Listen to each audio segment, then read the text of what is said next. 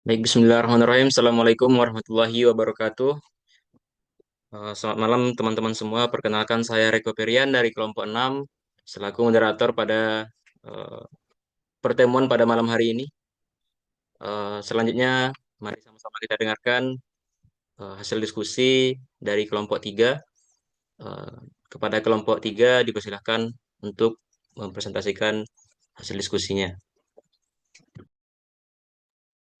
Baik, terima kasih moderator. Kami dari kelompok 3 akan mempresentasikan hasil diskusi kami mengenai sejarah perkembangan teknologi kabel energi dari abad 19 hingga sekarang. Saya, Najwa Jahardika dengan NIM 2310951013. Saya Rifan Daulia dengan NIM 2310951019. Saya saya Sadea Kosar dengan NIM 2310951027. Saya Putri Aisyah John dengan NIM 23109511030.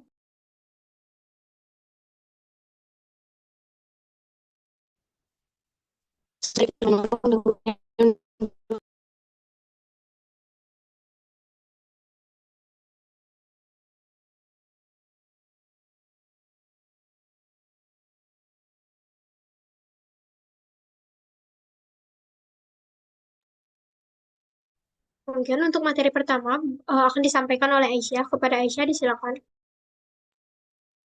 Baik, untuk pertama, pendahuluan.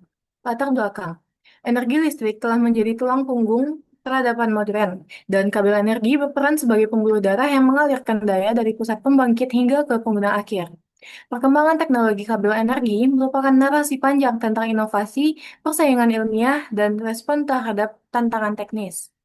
Dimulai dari penemuan-penemuan sederhana pada abad ke-19 seperti kabel telegraf yang hanya dilapisi kain hingga kabel superkonduktor yang bertegangan ultra tinggi di abad ke-21. Setiap lompatan teknologi mempresentasikan upaya manusia untuk menyalurkan listrik dengan lebih efisien, aman, dan andal. Pemahaman mengenai sejarah perkembangan kabel energi ini tidak hanya bernilai historis, tetapi juga krusial bagi para insinyur dan calon insinyur elektro masa depan. Dengan menelusuri jejak evolusi ini, kita dapat menghargai prinsip-prinsip dasar yang masih relevan hingga kini, mempelajari dari kegagalan masa lalu, dan mengidentifikasi tren serta potensi inovasi di masa depan.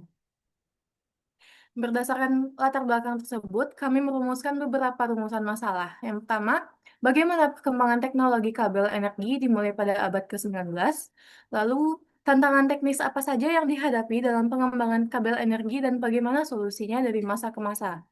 Yang ketiga, bagaimana karakteristik dan aplikasi teknologi kabel energi dari setiap periode perkembangannya.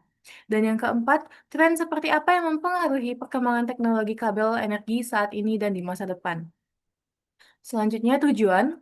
Sejalan dengan rumusan masalah tadi, tujuan dari penulisan makalah ini yang pertama, untuk mengidentifikasi dan menganalisis tahapan-tahapan sejarah perkembangan teknologi kabel energi sejak abad ke-19. Yang kedua, untuk menjelaskan tantangan teknis seperti isolasi, rugi-rugi daya, dan kapasitansi, serta inovasi yang dihasilkan untuk mengatasinya. Yang ketiga, mendeskripsikan karakteristik, kelebihan, dan kekurangan dari setiap jenis kabel energi dalam konteks sejarahnya. Lalu tujuan terakhir yang keempat yaitu untuk memproyeksikan tren dan arah pengembangan teknologi kabel energi di masa depan. Selanjutnya, bab 2 akan dijelaskan oleh Cinta. Pada Cinta, silakan. Bab 2 yaitu tinjau pustaka. 2.1 Landasan teori. Kabel energi atau kabel daya pada dasarnya adalah media konduktif yang dirancang untuk menyalurkan tenaga listrik dari satu titik ke titik lainnya. Sebuah kabel energi modern umumnya terdiri dari 3 komponen utama. Yang pertama itu konduktor, merupakan bagian yang mengalirkan arus listrik, biasanya terbuat dari tembaga atau aluminium karena memiliki konduktivitas listrik yang tinggi. Yang kedua itu isolasi, merupakan bahan penyekat yang membungkus konduktor untuk mencegah kebocoran arus dan melindungi dari sentuhan langsung.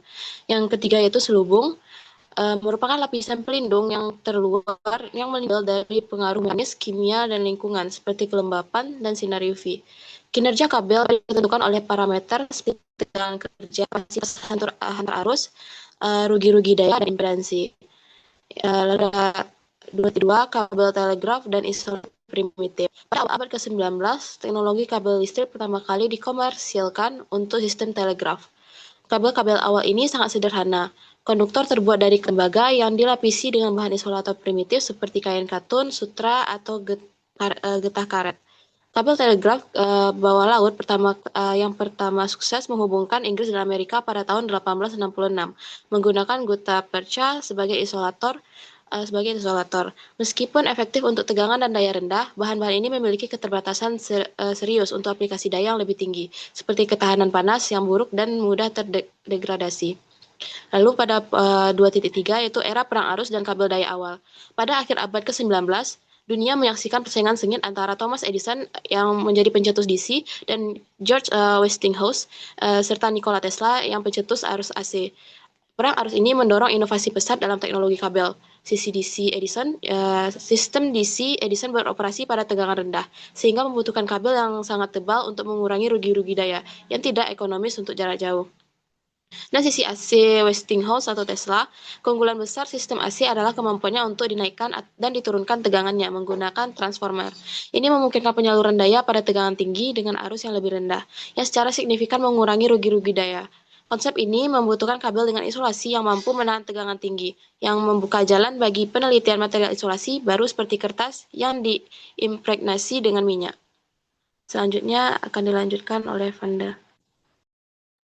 Baiklah, selanjutnya itu perkembangan kritis teknologi kabel energi dari abad 19 hingga sekarang. Yang pertama itu ada awal 1800-an. Fase awalnya yaitu akar-akar teknologi pada abad ke-19. Periode ini ditandai dengan eksperimen dan penerapan praktis pertama. Yang pertama ada kabel telegraf, yaitu kabel dengan isolasi kain dan guta persa mendominasi. Lalu ada kabel untuk penerangan. Dengan ditemukannya bola lampu pijar, kabel untuk distribusi listrik dalam gedung mulai dikembangkan. Kabel berisolasi karet alam mulai digunakan meskipun rentan terhadap penuaan dan oksidasi. Lalu ada tantangan utamanya, yaitu isolasi yang andal untuk tegangan menengah dan tinggi masih menjadi mimpi.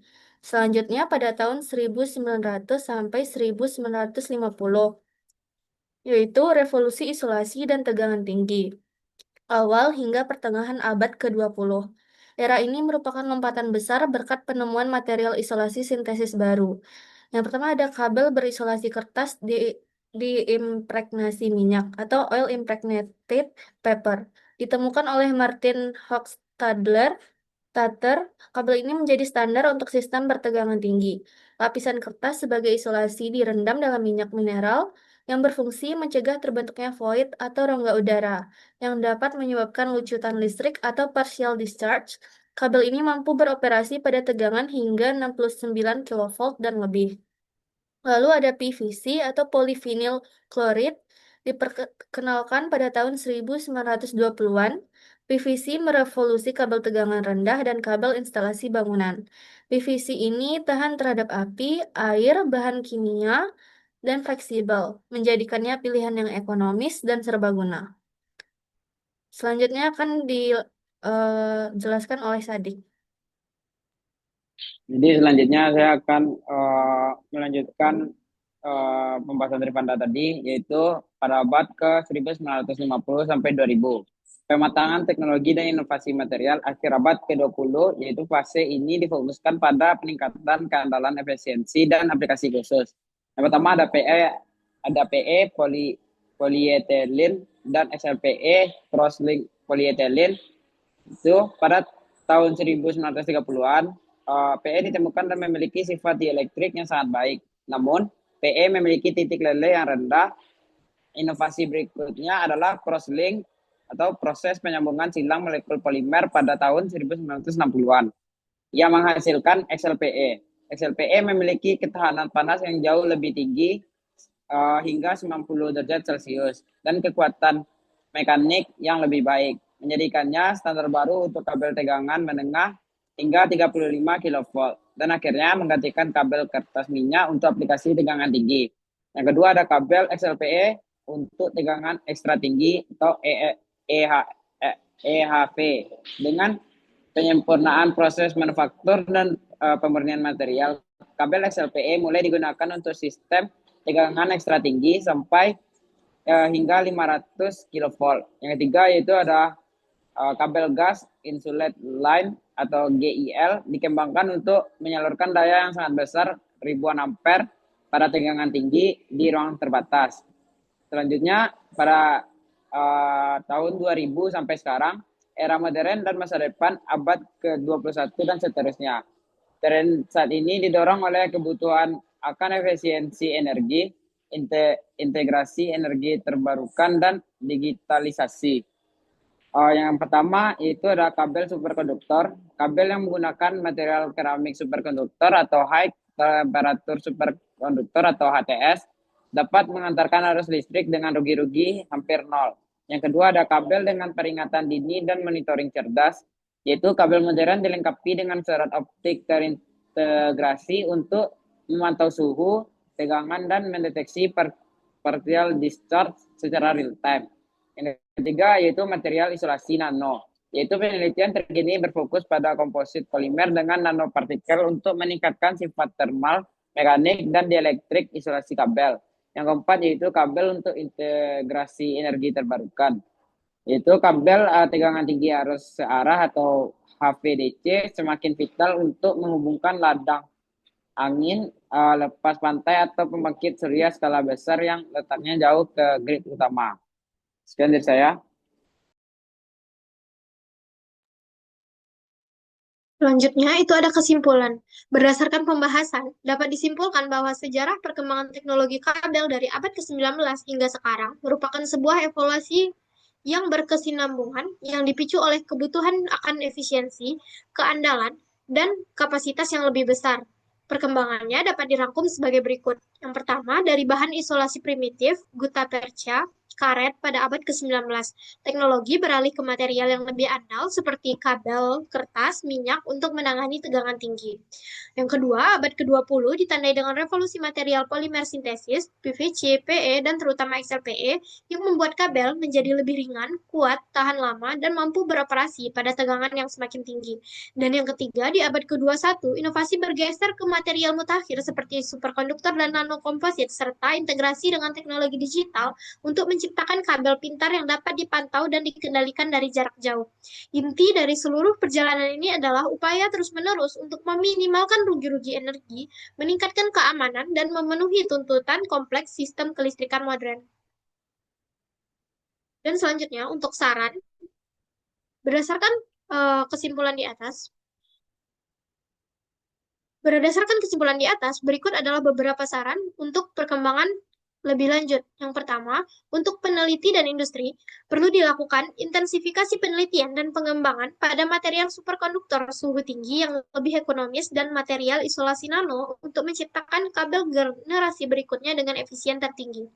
Yang kedua, untuk pemerintah dan regulator, diperlukan kebijakan dan insentif yang mendukung adopsi teknologi kabel cerdas atau smart grid dan HVDC dalam pembangunan infrastruktur ketenaga listrikan nasional, khususnya untuk memperkuat grid dan mengintegrasikan sumber energi terbarukan. Dan yang ketiga, untuk akademisi dan mahasiswa teknik elektro, materi sejarah dan perkembangan teknologi kabel energi sebaiknya diintegrasikan dalam kurikulum untuk memberikan pemahaman yang komprehensif dan mendorong lahirnya inovator baru di bidang teknologi, konversasi, dan distribusi energi.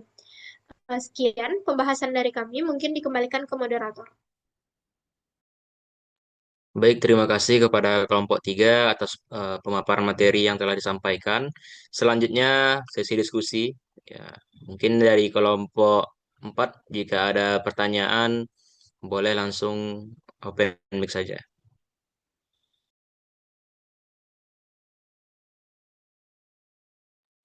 Izin bertanya, moderator. Ya, silakan Rehan.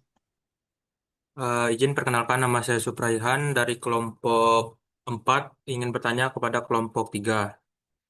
Seperti yang sudah tadi dijelaskan bahwa pada abad ke-19 penemuan dan penggunaan kabel tembaga ini membawa perubahan besar dalam dunia teknologi dan industri. Nah, berdasarkan hal tersebut, bagaimana penemuan dan penggunaan kabel tembaga berpengaruh terhadap perkembangan industri dan komunikasi pada masa itu? Dikembalikan kepada moderator.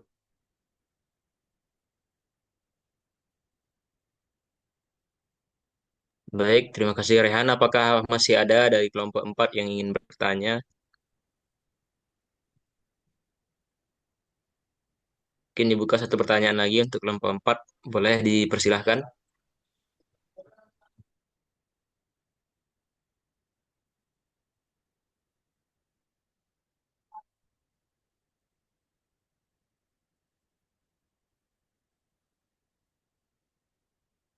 Mungkin ditanyakan sekali lagi untuk terakhir kalinya, apakah masih ada dari kelompok 4 yang ingin bertanya?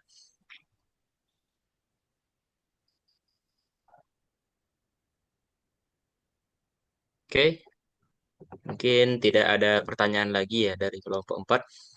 Oke, selanjutnya boleh kelompok 3 dipersilahkan untuk menjawab pertanyaan dari kelompok 4. Baik, izin moderator. Jadi saya akan menjawab pertanyaan dari Ida Yusuf. Itu bagaimana penemuan kabel tembaga pada abad 19 mempengaruhi revolusi industri dan komunikasi global. Jadi penemuan dan penggunaan kabel tembaga memungkinkan transmisi listrik dan telegraf jarak jauh secara efisien. Pada abad ke-19, hal ini mempercepat revolusi industri kedua karena pabrik, sistem penerangan dan komunikasi telegraf menjadi lebih andal. Kabel tembaga juga membuka jalan bagi munculnya jaringan listrik dan komunikasi global pertama, termasuk kabel telegraf bawah laut antara benua. Sekian dari saya, apakah cukup, Yusuf? Untuk pertanyaannya sudah cukup. Terima kasih pada kelompok 3. Dikembalikan kepada moderator. Nah, baik. Oh, terima kasih kepada kelompok 3 dan kelompok 4 yang telah berpartisipasi aktif pada pertemuan kita pada malam hari ini. Mungkin karena sudah habisnya pertanyaan dan juga sudah dijawab dari kelompok 3. Ya, mungkin untuk presentasi kita pada malam hari ini kita tutup. Saya selaku moderator memohon maaf yang sebesar-besarnya kepada teman-teman semua jikalau selama saya memandu pertemuan pada malam hari ini, saya ada kesalahan, mohon dimaafkan. Mungkin kita akhiri. Assalamualaikum warahmatullahi wabarakatuh. Waalaikumsalam warahmatullahi Waalaikumsalam Warahmatullahi warahmatullahi wabarakatuh. wabarakatuh.